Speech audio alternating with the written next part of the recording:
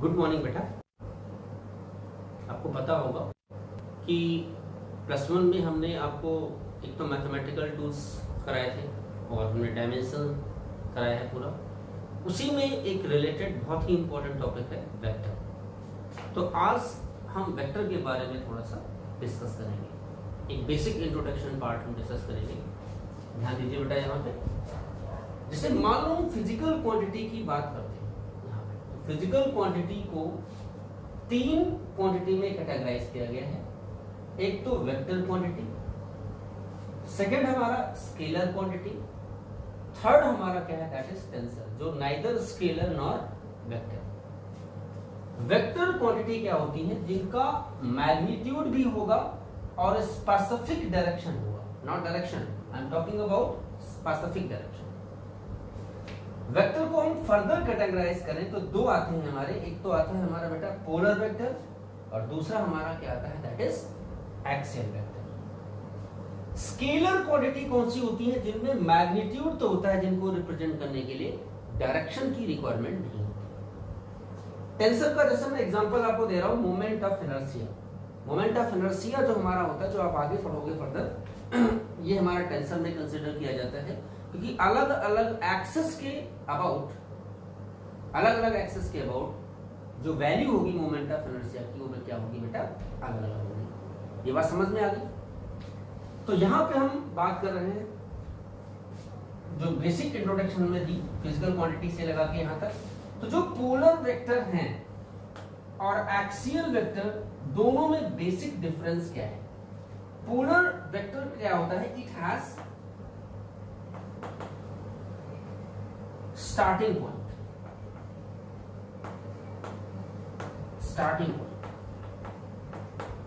it has starting point, और इसका जो है it represent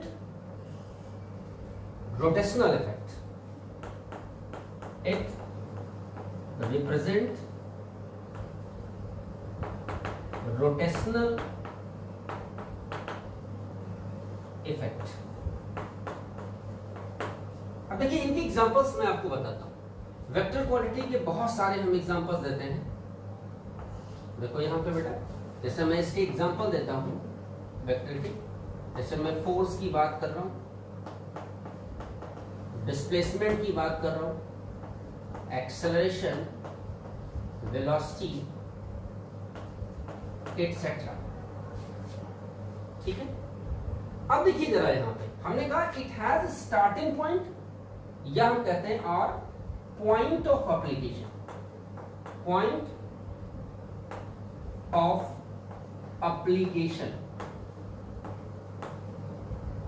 और पोलर वेक्टर में जो हम इसके एग्जांपल देंगे बेटा, जैसे मैं आपको बेटा एग्जांपल दे रहा हूं पोलर का, जैसे हमने फोर्स की बात करें, किसी भी पॉइंट पे फोर्स लग रहा है, बॉडी में फोर्स लग रहा है, या हम डिस्प्लेसमेंट की बात करें, ये हमारे किसके अंदर आती है? That is come under the polar vector. अब एक्सियल वेक्टर जो रोटेशनल इफेक्ट को शो करे और इसका सेंस होगा, जो डायरेक्शन होगा वो along the axis of rotation होगा। एक्सियल वेक्टर का जो डायरेक्शन होगा वो किधर होगा? ऑलवेज किधर होगा बेटा? Along axis of rotation. अब इसके एग्जांपल्स की हम बात करते हैं। आप बहुत सारे बच्चे जानते होंगे इसका एग्जांपल, हो सकता है 9th में पढ़ा हो। टॉर्क, जिसे मोमेंट ऑफ फोर्स बोलते हैं। एंगुलर वेलोसिटी, पता है? Angular velocity. Angular acceleration, this is what? Angular acceleration. ऐसे बहुत सारे एग्जांपल्स हैं जो रोटेशनल सेंस को देते हैं। जैसे हम एंगुलर मोमेंटम की बात कर लें, एंगुलर एक्सेलरेशन की बात कर लें, टॉर्क की बात कर लें, एंगुलर वेलोसिटी की बात करें, तो ये सारे के सारे क्या दिखाते हैं? रोटेशनल इफेक्ट को शो करते हैं। इसलिए बेटा हम क्या कहते हैं इन्हें? That is called as axial. This is second type vector quantity, this is first type. अब देखिए स्केलर क्वांटिटी क्या थी? जिनको रिप्रेजेंट करने के लिए जो क्वांटिटी सिर्फ मैग्नीट्यूड को पोजेस करती है, that is come under the scalar. अगर यहां पे समझना, स्केलर क्वांटिटी का अगर हम एग्जांपल दें तो बहुत सारे एग्जांपल हैं मेरे बच्चे। जैसे हम वर्क ले लें या पावर ले लें, देखो इनमें कहीं भी आपको नहीं दिख रहा होगा कि डायरेक्शन की रिक्वायरमेंट है। स्पीड ले लें, ठीक है। इलेक्ट्रिक करंट, इसमें कंफ्यूजन होता है लोगों को, मैं बता देता हूं। इलेक्ट्रिक करंट क्योंकि वेक्टर रूल को फॉलो नहीं करता, प्रेशर एटसेट्रा, इवन टाइम भी एक इसमें ले लो। ये तीनों कंफ्यूजन क्रिएट करते हैं। टाइम की बात करें, इलेक्ट्रिक करंट की बात करें, प्रेशर की बात करें, वर्क की बात करें, पावर की बात करें, स्पीड की बात करें, तो ये सारे के सारे हमारे क्या हैं? These are called scalar quantity। क्यों? Because of it possess magnitude only, means इनको रिप्रेजेंट करने के लिए किसी भी डायरेक्शन की रिक्वायरमेंट नहीं। Is that clear? तो एक बेसिक इंट्रोडक्शन पार्ट था कि जो फिजिकल क्वांटिटी हमारी है उनको किस तरीके से कैटेगराइज करते हैं और ये क्या। अब थोड़ा सा हम इसमें डिस्कस करेंगे, इसी से रिलेटेड वेक्टर क्वांटिटी की हम बात करेंगे, ठीक है।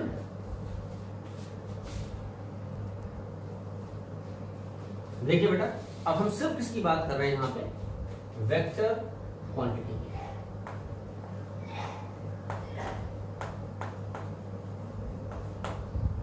टॉकिंग अबाउट वेक्टर, इनको रिप्रेजेंट करने के लिए, टू रिप्रेजेंट मैग्नीट्यूड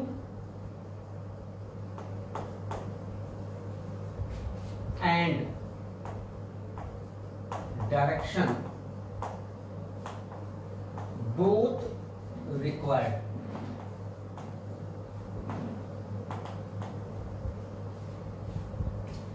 समझे मेरे बच्चे? वेक्टर क्वांटिटी को हम इनफैक्ट रिप्रेजेंट कैसे करते हैं?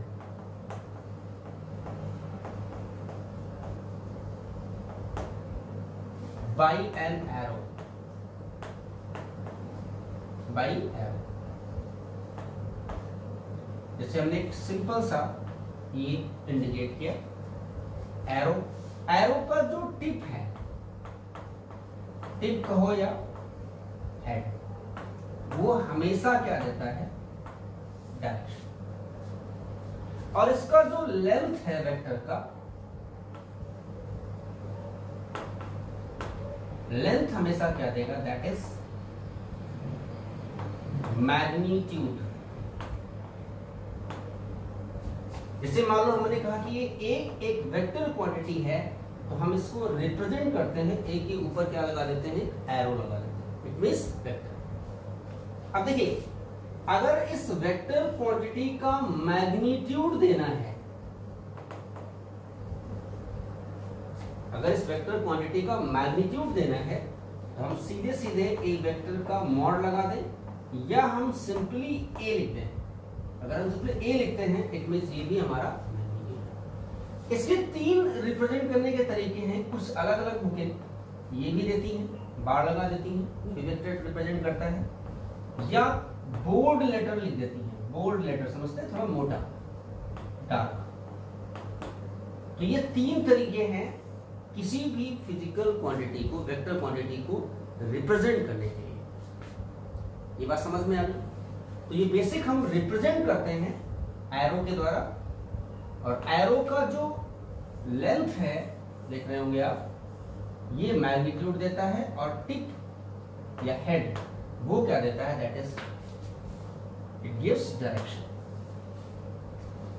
बात समझ में आ गई? अब हमने आपको बात की थी यहां पे पोलर वेक्टर की बात की थी, और वेक्टर को हमने कैटेगराइज किया था। जो हमने बात की थी, ध्यान देना, पहला पोलर वेक्टर हमने कहा था हैज इट्स स्टार्टिंग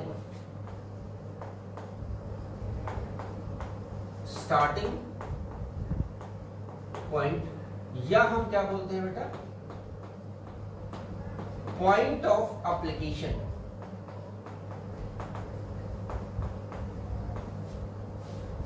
बात समझ में आ रही है मेरे बच्चे? Point of application. जैसे एक एग्जांपल हमने दिया था कि मान लो एक हमने फ्रेम ले लिया, ये y एक्सिस है, ये x एक्सिस है। अब एक पार्टिकल है हमारा यहां पे लाई कर रहा है, तो इसका पोजीशन वेक्टर, पहला जो हम इसका एग्जांपल ले रहे हैं, जैसे हम कहते हैं पोजीशन वेक्टर, पोजीशन वेक्टर, तो एक एरो से रिप्रेजेंट करेंगे जिसका टेल कहां पे लाई करेगा, ओरिजिन पे, और हेड कहां पे लाई करेगा, जिस पार्टिकल की पोजीशन बतानी है। तो ये हमारा क्या है, स्टार्टिंग पॉइंट ओरिजिन है, इसलिए हम इसे क्या कहते हैं, पोजीशन वेक्टर जो होगा it is considered to be polar. दूसरा, मान लो ये पोजीशन वेक्टर है पार्टिकल का A और दूसरा पार्टिकल B पे है, तो ये position vector R2, this is R1, ठीक है। तो R1 vector and R2 vector जो पोजीशन वेक्टर हैं हमारे, इन्हें हम क्या करते हैं, पोलर। अब देखिए, मान लो डिस्प्लेसमेंट निकालना हो, पार्टिकल A से B पे गया, तो डिस्प्लेसमेंट को भी एक वेक्टर से स्टार्ट करोगे, तो इसका स्टार्टिंग पॉइंट A है और एंडिंग क्या है, it has starting point delta R। तो दूसरा हमारा इसका एग्जांपल एक और हम ले लेंगे, that is displacement vector.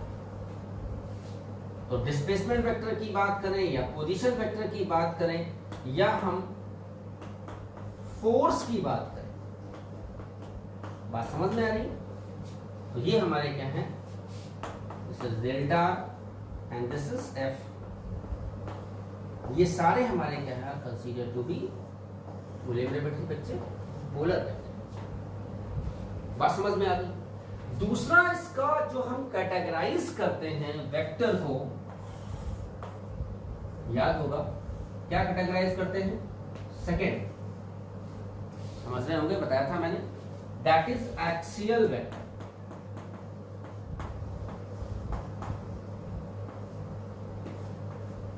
Axial vector जो रोटेशनल सेंस को रिप्रेजेंट करते हैं, किसको, रोटेशनल इफेक्ट,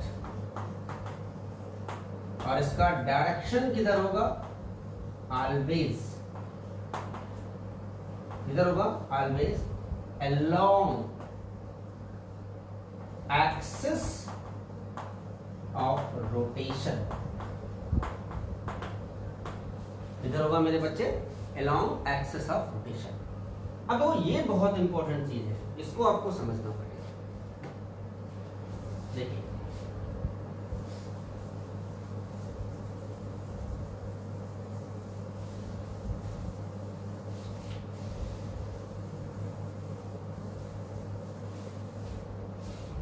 देखिए बेटा, जो मैं डिस्कस कर रहा हूं, इसका जो एग्जांपल देता हूं मैं,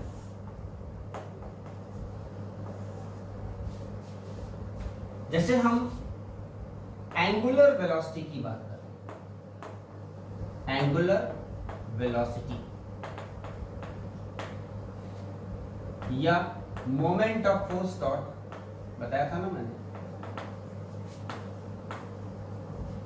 या एंगुलर डिस्प्लेसमेंट, एंगुलर डिस्प्लेसमेंट या एंगुलर एक्सेलरेशन, में सब में आप देखिए रोटेशनल सेंस शो हो रहा है सारा का सारा। अब कैसे निकालते हैं इसका डायरेक्शन, इसका जो डायरेक्शन निकालते हैं राइट हैंडेड थंब रूल से निकालते हैं। मैं आपको समझाऊंगा इस चीज को, बहुत तसल्ली से समझना। जैसे मान लो हम एक फ्रेम लेते हैं बेटा,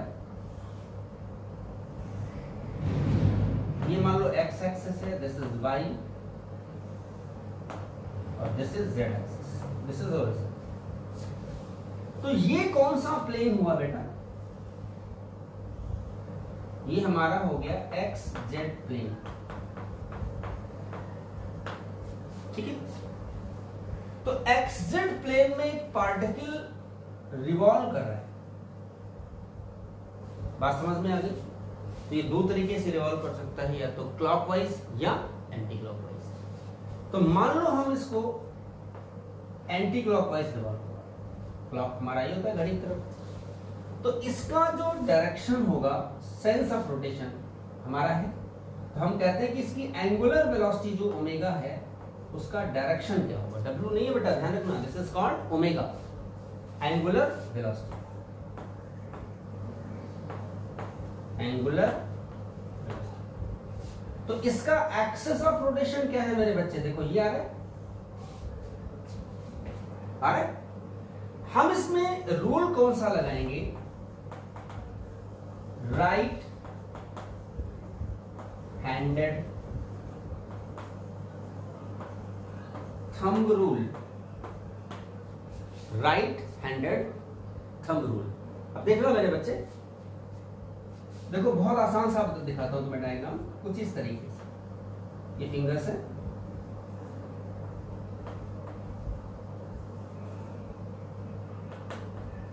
कुछ इस तरीके से, ये राइट हैंड है। देखिए अपने राइट हैंड को इस प्लेन के ऊपर, ये प्लेन ऐसे ही आएगा, बिल्कुल रख दीजिए, थंब को सीधा रखिए, फिंगर्स को परपेंडिकुलर रख दिया प्लेन के ऊपर, थंब को सीधा रखो, फिंगर्स को घुमा दो। तो जो इनसर्किल फिंगर हैं ये क्या देती है, सेंस ऑफ रोटेशन। तो जो थंब हमारा होगा मेरे बच्चे, it gives the direction of that angular velocity. तो यहां पे डायरेक्शन किधर होगा, तो फिंगर्स क्या सेंस दे रही हैं, इस तरीके से, एक टर्निंग इफेक्ट दे रही है ना। तो थंब क्या रिप्रेजेंट करेगा, किसका डायरेक्शन, ओमेगा, ओमेगा इसका मैग्नीट्यूड, और डायरेक्शन वाई, देखो एक्स एक्सिस को आई कैप से, वाई को जे से, और जेड को के कैप से। तो आप कह सकते हो उसका डायरेक्शन किधर आएगा हमारा, आप कह सकते हो इसका डायरेक्शन किधर होगा, रेडियस के ट्रैक पे घूम रहा है जो पार्टिकल हमारा, उसका डायरेक्शन किधर होगा, अलोंग वाई एक्सिस। ये बात समझ में आ गई होगी। अब मान लो इसका सेंस ऑफ रोटेशन हम चेंज कर दें, जिससे मैं कहता हूं कि हमने इसका सेंस ऑफ रोटेशन चेंज कर देना, ठीक है मेरे बच्चे। तो जैसे हमने बिल्कुल सेम डायग्राम लिया, देखिए मेरे बच्चे,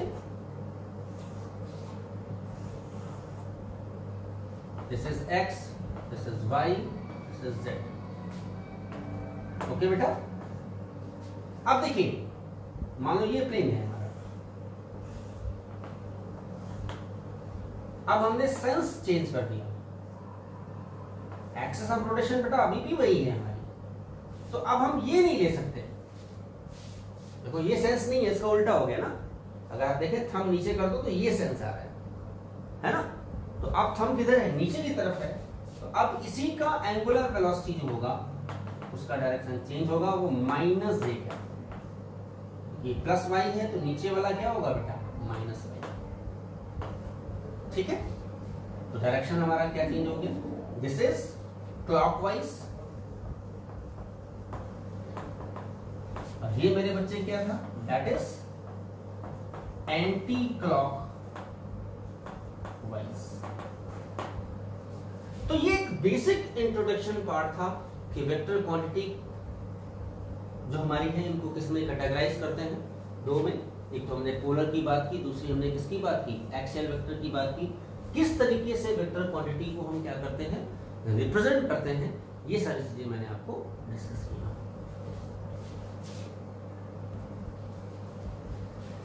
देखिए मेरे बच्चे, कुछ हम बेसिक इंट्रोडक्शन पार्ट देते हैं, जिसे बेसिक अलजेब्रा के नाम से जानते हैं, vector algebra.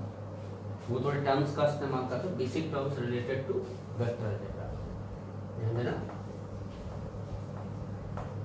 Basic term related to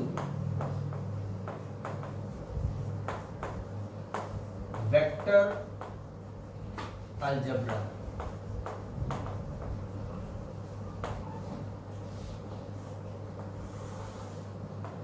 समझिए, इसमें सबसे पहली बात जो आती है हमारी, जो इंपॉर्टेंट है, फर्स्ट हमारा आता है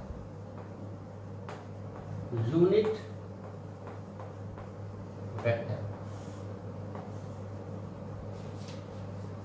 यूनिट वेक्टर का मतलब होता है अ वेक्टर, एक ऐसा वेक्टर जिसका magnitude 1, a vector has magnitude unity. जैसे मान लो हमारे पास एक ए वेक्टर है, इट मींस इसका जो मैग्नीट्यूड होगा, I am talking about this one, वो 1 आना चाहिए। ठीक है बेटा। अब देखिए, तो इस वेक्टर का यूनिट वेक्टर क्या होगा, कैसे निकालते हैं? यूनिट वेक्टर ऑफ ए, ए ऊपर कैप लगा देते हैं, इसे हम क्या बोलते हैं बेटा? कैप या कैरेट। तो this is unit vector of A, किसके बराबर होगा? जो वेक्टर है उसके मैग्नीट्यूड से आप डिवाइड कर दो। ज्यादा आसान तरीका होता है ये लिखना, इसका मतलब यूनिट वेक्टर का मैग्नीट्यूड ए वेक्टर। तो ए वेक्टर को हम क्या लिख सकते हैं? ए और ए कैप। बात समझ आ गई मेरे बच्चे? बहुत इंपॉर्टेंट चीज है कि यूनिट वेक्टर का डायरेक्शन जो होगा, ध्यान देना कि जो डायरेक्शन होगा ऑफ यूनिट वेक्टर वो किधर होगा मेरे बच्चे? Along direction of given vector. Means जिस वेक्टर का आप यूनिट वेक्टर निकाल रहे हो, तो यूनिट वेक्टर का डायरेक्शन वही होगा जो उस वेक्टर का होगा। जैसे एक छोटा सा एग्जांपल देते हैं, जैसे मान लो ये वेक्टर है, इसका डायरेक्शन, तो जो ए कैप का डायरेक्शन होगा वो भी ये। बात समझ में आ गई? कोई दिक्कत तो नहीं? अब इसमें बहुत इंपॉर्टेंट चीज है मेरे बच्चे, ध्यान देना। ऑर्थोगोनल यूनिट वेक्टर क्या होता है मैं समझाता हूं आपको। ऑर्थोगोनल यूनिट वेक्टर, जो एक्स एक्सिस के लॉन्ग वेक्टर होगा या वाई के लॉन्ग होगा या जेड के लॉन्ग, उन्हें हम ऑर्थोगोनल कहते हैं। जैसे मैं आपको छोटा सा एग्जांपल देता हूं बेटा, देखिए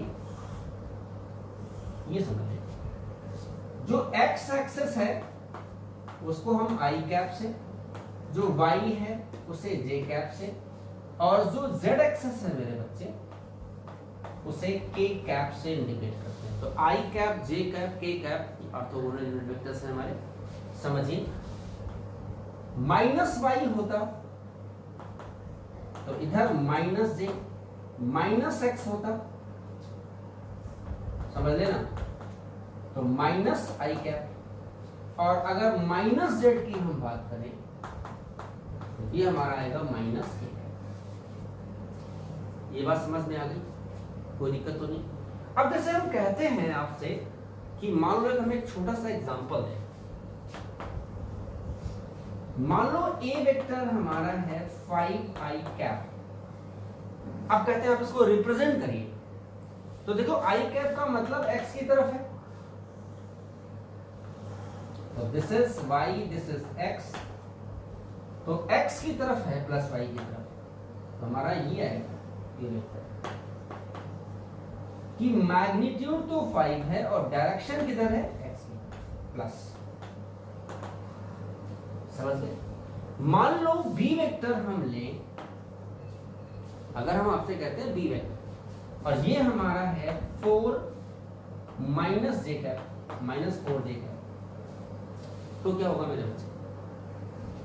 देखिए तो माइनस जे का मतलब माइनस वाई, 4 मैग्नीट्यूड, इसका मतलब ये नीचे जाएगा, तो दिस इज बी वेक्टर।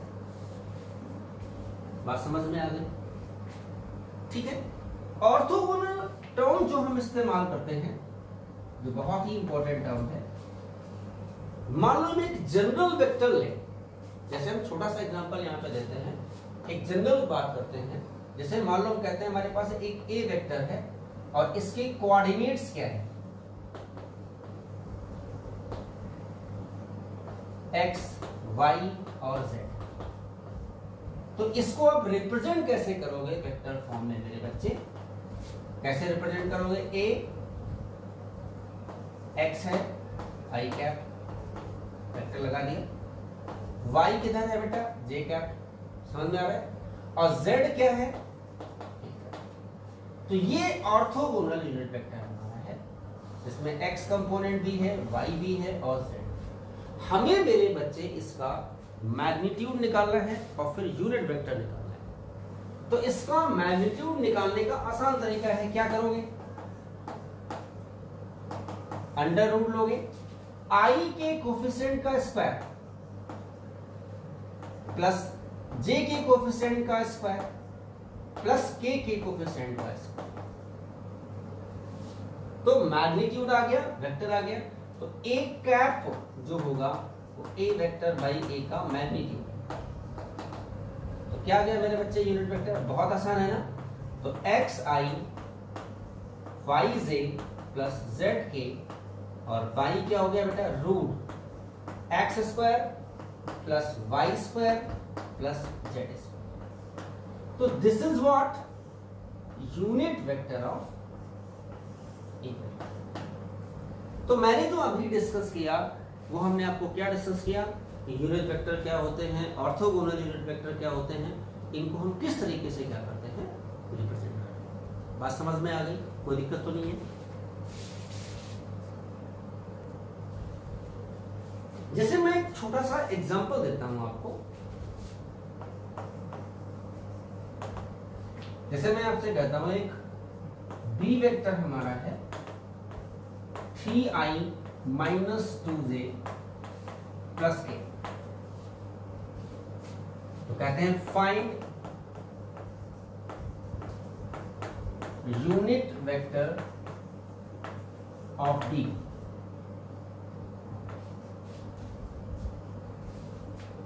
ठीक है बेटा? तो बहुत आसान सा है। पहले हम b का क्या निकालेंगे? मैग्नीट्यूड। क्या आएगा मेरे बच्चे? 3 का स्क्वायर 9 माइनस 2 का स्क्वायर 4 और k का कोफिशिएंट 1 है, 1 का स्क्वायर तो कितना हो गया? 14 का रूट। तो b का यूनिट वेक्टर क्या आया? b vector by b। तो क्या है मेरे बच्चे?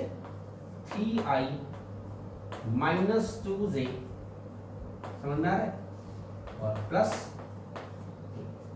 और बाई रूट ऑफ 40। तो दिस इज व्हाट मेरे बच्चे the unit vector of p। ये हमारा क्या है? This is the unit vector of. ठीक है? अब थोड़ा सा मैं यहां पे डिस्कस करूंगा मेरे बच्चे कि टाइप्स ऑफ वेक्टर की हम अगर बात करें तो क्या होता है।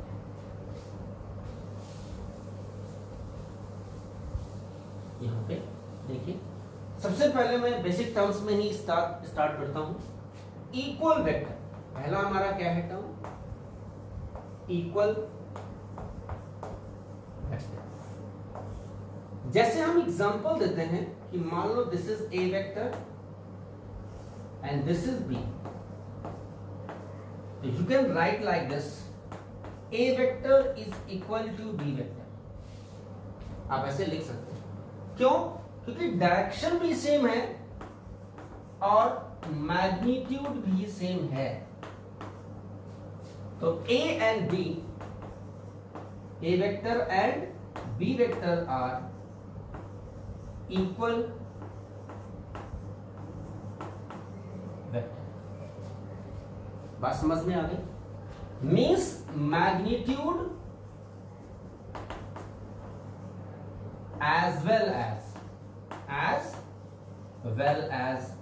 डायरेक्शन क्या होना चाहिए? must be same। तो उन वेक्टर्स को हम क्या कहेंगे, दैट इज कॉल्ड एज, क्या कहेंगे मेरे बच्चे, इक्वल वेक्टर। अब मान लो यही चीज हमारी कहीं ऐसे होती, देखना बेटा, मान लो ये ए वेक्टर है and this is what B vector. अब हम कहते हैं कि ए वेक्टर का मैग्नीट्यूड तो है बी के बराबर, ठीक है, लेकिन ए बी हमारे इक्वल वेक्टर वहां पे नहीं होंगे। क्यों? अब देखिए, but A vector can not be equal to B vector, क्योंकि डायरेक्शन हमारा क्या है, डिफरेंट है। अब मान लो बी का डायरेक्शन चेंज कर दे हम, तो बी का डायरेक्शन अगर चेंज करेंगे तो ये माइनस बी वेक्टर हो जाएगा। अब आप कह सकते हो इस केस में, क्या कह सकते हो कि ए वेक्टर का मॉड बी के बराबर है और ए इक्वल किसके है, माइनस ऑफ बी वेक्टर। तो हम यहां पे जो कहेंगे, इस केस में जो हम कहेंगे कि A and B are not क्या बेटा, इक्वल वेक्टर, इक्वल। देखो दोनों केसेस हमारे क्या हो गए, डिफरेंट हो गए। यहां पे ए और बी क्या है हमारे, इक्वल, और यहां पे ए बी इक्वल नहीं है। ये कंडीशन है तो हम कह सकते हैं ए एंड बी जो आर हमारे हैं अपोजिट वेक्टर, अपोजिट।